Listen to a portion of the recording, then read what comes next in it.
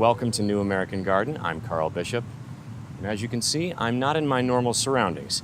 In fact, my gardens are asleep for the winter, so I decided to jump on a plane, come down to Miami Beach, and visit one of my favorite spots here, the Miami Beach Botanical Gardens. I'm here to have a chat with Sandy Shapiro, the executive director, and head gardener, Sanna O'Sullivan.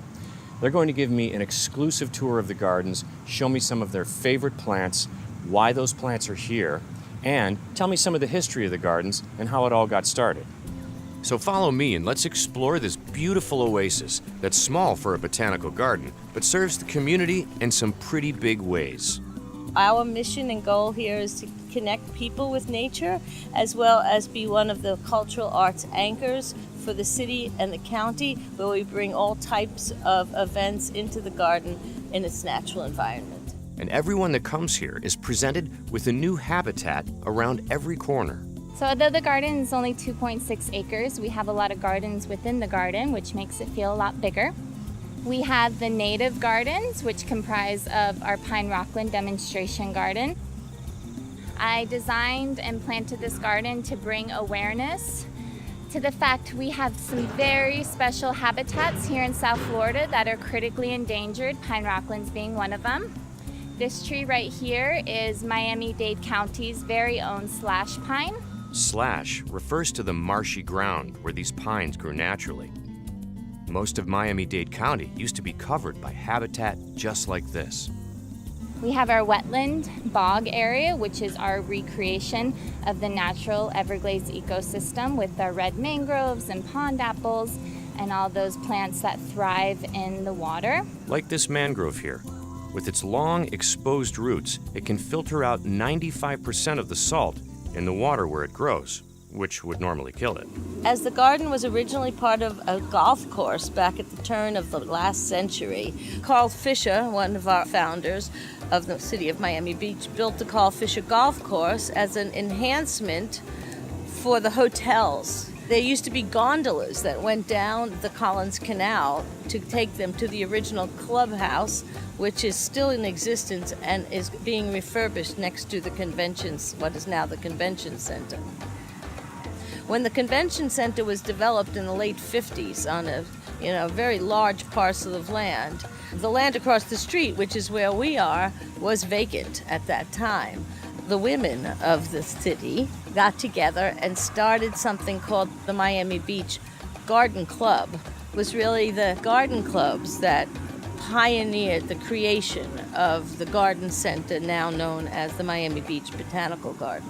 One of the things I really love about this garden is its clusters of dense, wild-looking plantings juxtaposed with orderly, manicured areas like this. And when it was founded, the gardeners were very clever to include two special plants that were already here.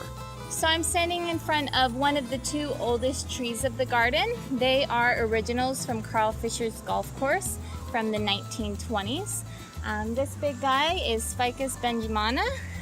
He is really wonderful. He has these really big aerial roots that can hold him steady during big storms and is one of our favorite specimens of the garden. The other one is a sea grape tree, multi-trunk, really large. You'll see those all over the dunes of South Florida, and the birds just love their little grapes when they flower and fruit. Besides being a beautiful place to come to and relax and just be inspired, the Miami Beach Botanical Garden also helps the community in another important way. So here at Miami Beach Botanical Garden, we like to promote sustainable living practices as much as we can. One of the major components of that is our community compost hub, where anybody from the community can drop off their food scraps, in which we process into really nice fertile soil for the garden, and we give back to the community. We've probably collected in the past 3 years tens of thousands of gallons of food waste from the community, and it's always a really nice way for them to get involved in being sustainable and reducing their waste.